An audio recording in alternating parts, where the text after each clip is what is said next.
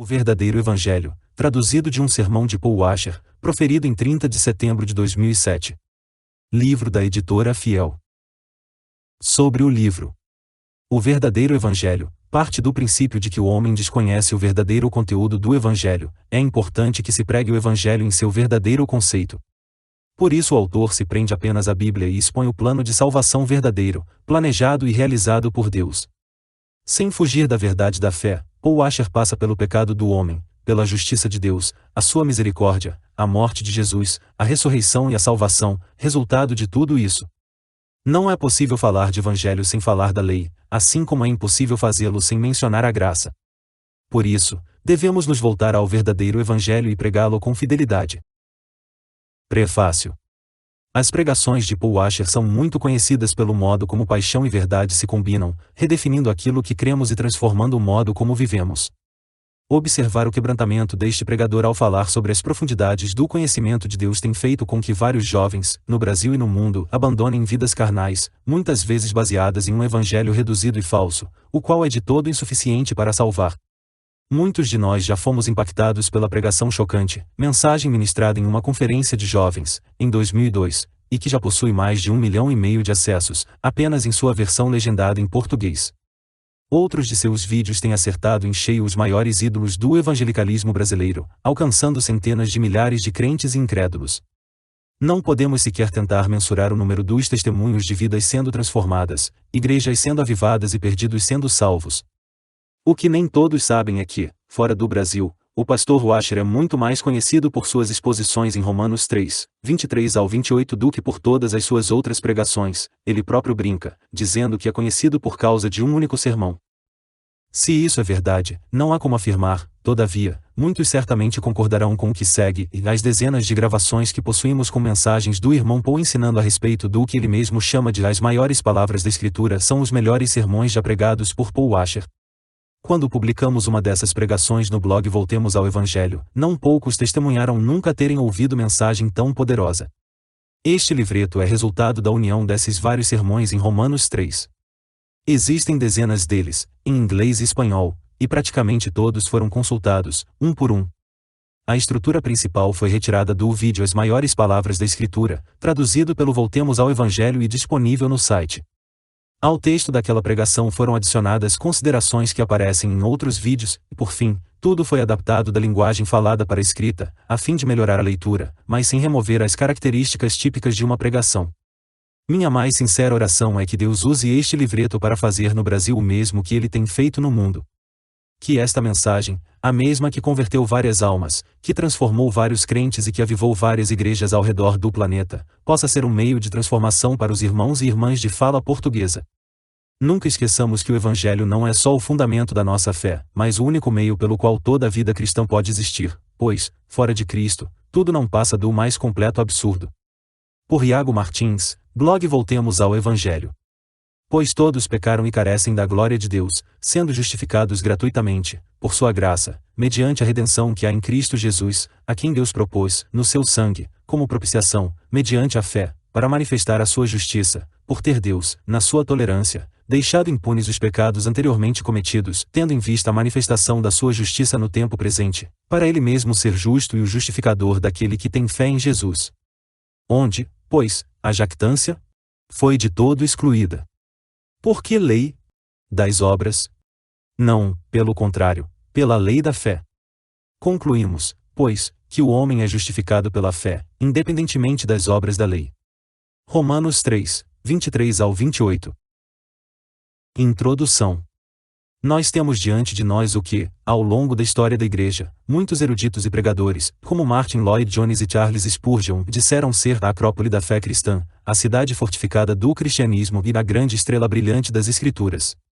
Eu já ouvi homens muito piedosos dizerem que, se eles perdessem a Bíblia inteira e pudessem guardar somente uma passagem, essa seria a que eles guardariam, pois, nesses versos, encontra-se a verdadeira salvação dos homens, o verdadeiro Evangelho de Jesus. Há palavras aqui que, possivelmente, são as palavras mais importantes em toda a Escritura, e nós não podemos entender o Evangelho de Jesus Cristo sem entendermos algumas dessas palavras que são ditas neste pequeno texto. Alguém descreveu este texto, Romanos 3, 25, 26, como a acrópole da fé cristã. Nós podemos estar certos de que não há nada que a mente humana possa jamais considerar que seja, em qualquer sentido, tão importante quanto estes 2 versículos.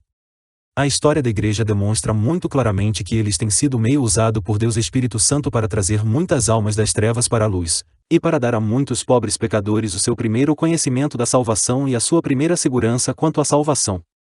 A questão é, se você não entender a glória de Deus que é manifesta no Evangelho, como então você viverá? Em nossos dias, existem tantos indivíduos que nós chamamos de endurecidos ao Evangelho, os quais, na verdade, são ignorantes, e não duros, em relação ao Evangelho. Existem tantos outros que são realmente nascidos de novo e que estão em busca de motivação, razão, zelo e força na vida cristã, mas não entendem que toda a força da qual eles precisam se encontra somente na verdade do Evangelho. Não existe nada mais profundo e mais valioso do que as boas novas consumadas por Jesus Cristo naquela cruz.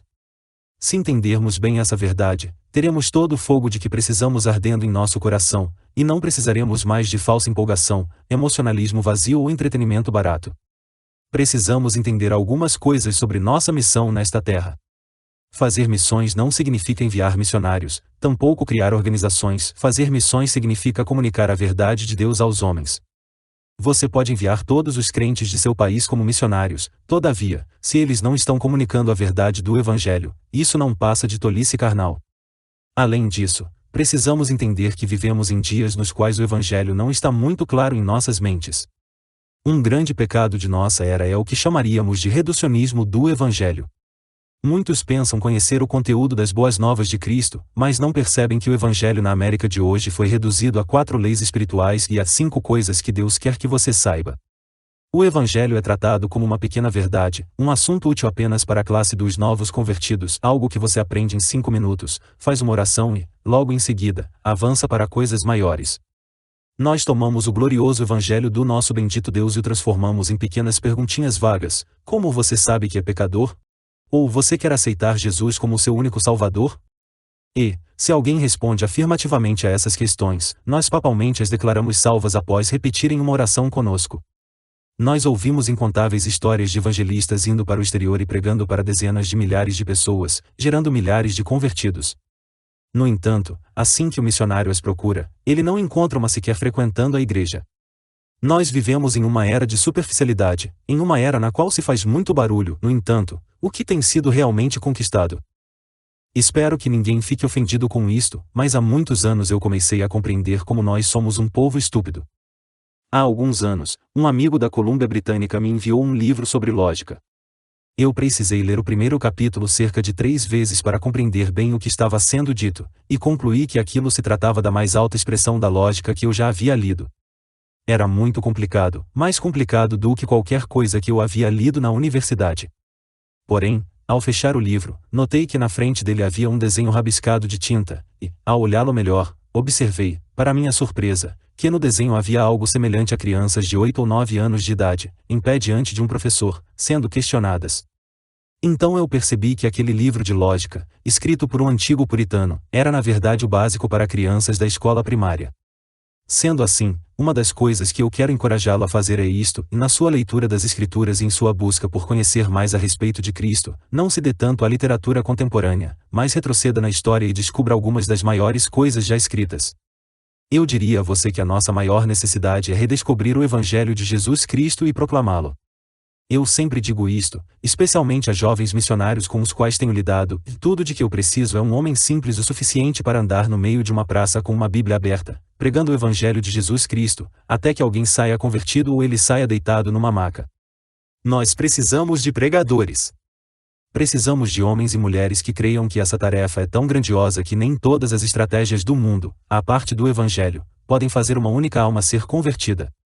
Há um poder de Deus para a salvação, e esse poder é o Evangelho de Jesus Cristo, Romanos 1:16. É por isso que eu gostaria de tomar um tempo para meditarmos sobre esse assunto. Sei que alguém logo reivindicará, dizendo, e mais, irmão Paul, nós entendemos o Evangelho.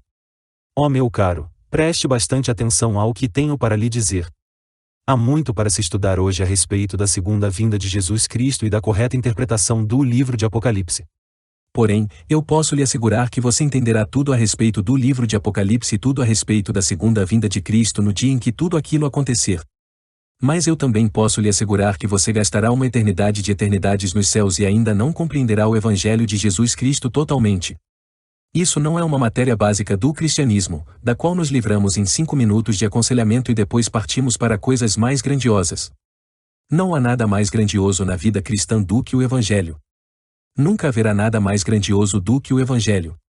E não há poder para salvar a parte da clara proclamação do Evangelho. Muitos acham que o Evangelho é algo apenas para o homem perdido, para aquele que não ouviu sobre Jesus, mas não pense que para por aí. A maior motivação, a única verdadeira motivação na vida cristã, é o que Deus fez por nós na pessoa e obra de Jesus Cristo. Sempre que estou em conferências sobre missões, eu fico extremamente exultante ao ouvir os testemunhos e os cânticos, de tal modo que meu desejo imediato sempre é comprar uma passagem de avião e ir a algum lugar a fim de pregar o Evangelho onde ele ainda não tenha sido pregado. Todavia, eu descobri que até mesmo o fogo que é levantado através de conferências de missões rapidamente morre. Eu sempre me perguntava se haveria um medicamento mais forte, algo que manteria um homem no campo, algo que faria uma mulher permanecer quando tudo dentro deles está gritando. E eu percebi que para tanto é necessário mais do que uma conferência, um livro ou alguns cânticos, nós precisamos da revelação da glória de Deus na face de Jesus Cristo. Tudo aquilo que somos e tudo aquilo que fazemos deve ser motivado por esta única coisa, o Evangelho daquele que derramou o seu próprio sangue por nossa alma. O cristão vive entre dois dias, o dia em que Cristo foi pendurando diante dos homens e o dia em que todos os homens irão se ajoelhar perante Cristo. Isso é que é a motivação. Agora, olhemos para esse nosso pequeno, reduzido e falso evangelho e comparemo-lo ao evangelho que é revelado na palavra. É isso que iremos fazer ao estudar este glorioso texto de Romanos 3. Vamos observar esta passagem, linha por linha, e buscar descobrir, pela graça de Deus, o que está sendo pregado nela, a fim de crescermos na graça e no conhecimento de nosso Senhor Jesus Cristo, para o bem do destino eterno de nossa alma.